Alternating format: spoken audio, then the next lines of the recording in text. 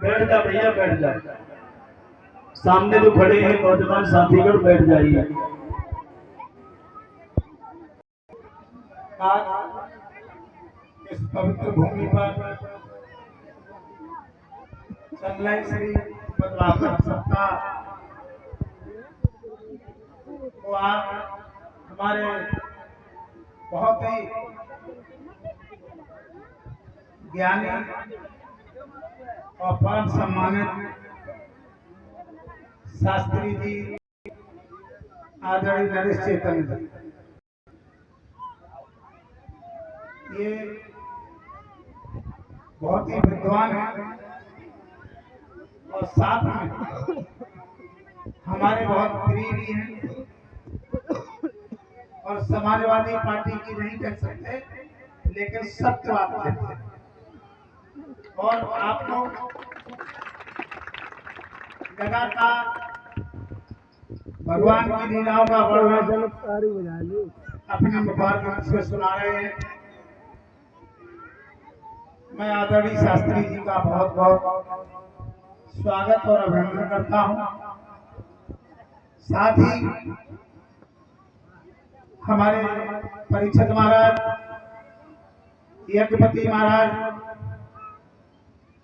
हमारे सदस्य जिला पंचायत और अनुसूचित जनजाति के अध्यक्ष समाजवादी पार्टी अनिल सागर जी, आपके प्रिय और हम सबके ओमेंद्र यादव जी, हमारे सांसद जी के प्रतिनिधि पवन यादव जी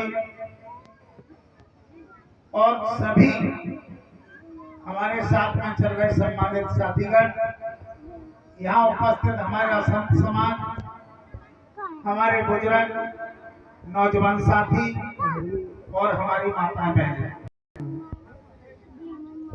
बहुत खुशी है कि ये बहुत सख्त सिद्ध स्थल है। और मैं तो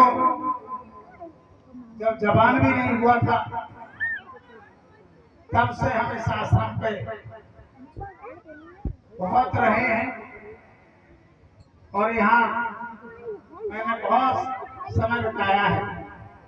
ये बहुत पवित्र स्थान है और ऐसे स्थान पर हमारे आदरणीय और पूजनीय नरेश चेतन जी शास्त्री जी के द्वारा श्रीमद् भागवत सप्ताह का वर्णन किया जा रहा है, तो मुझे पूर्ण उम्मीद है कि जो इस कथा भागवत को सुनने आते हैं इस पवित्र स्थान पर, उन सबकी भगवान मनोकामना पूर्ण करेगा और गति।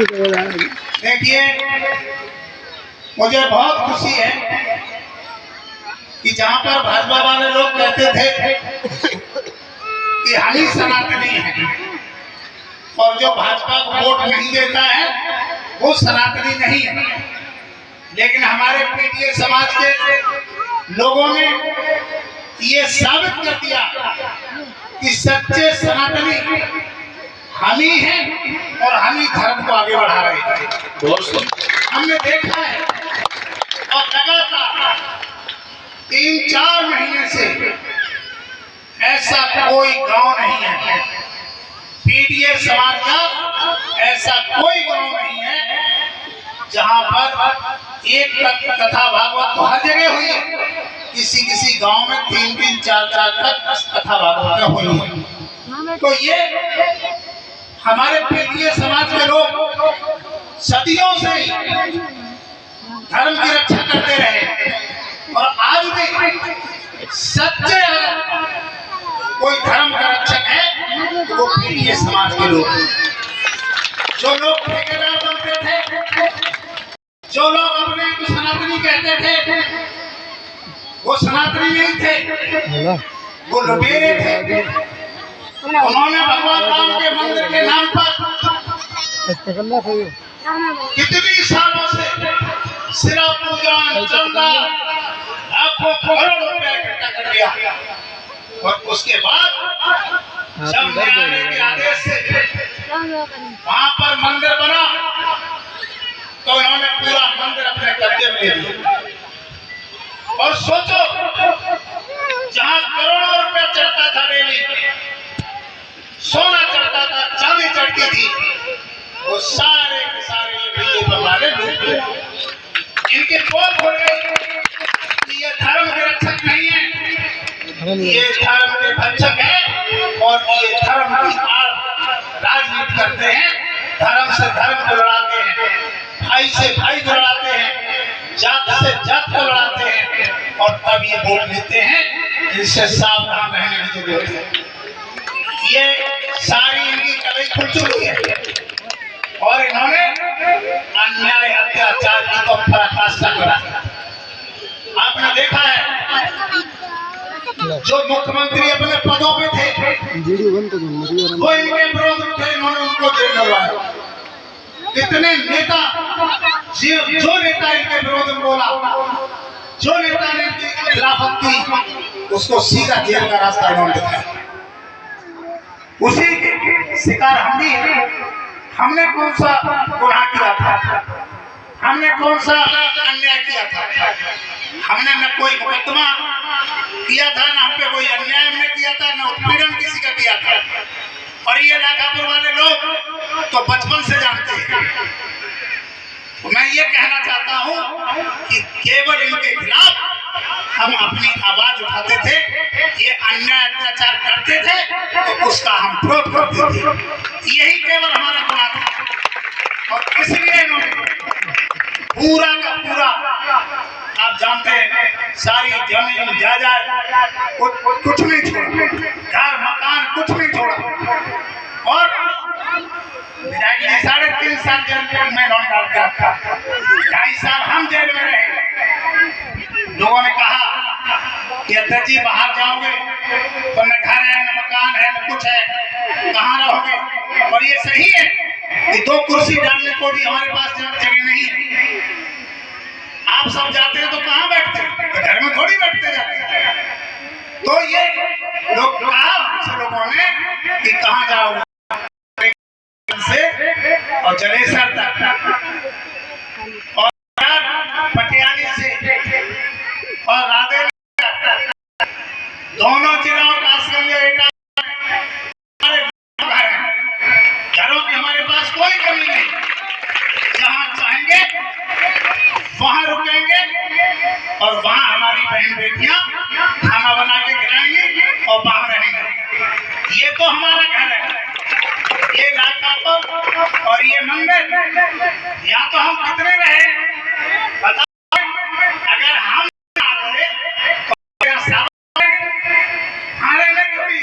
हमारे पास कोई घरों की कमी नहीं।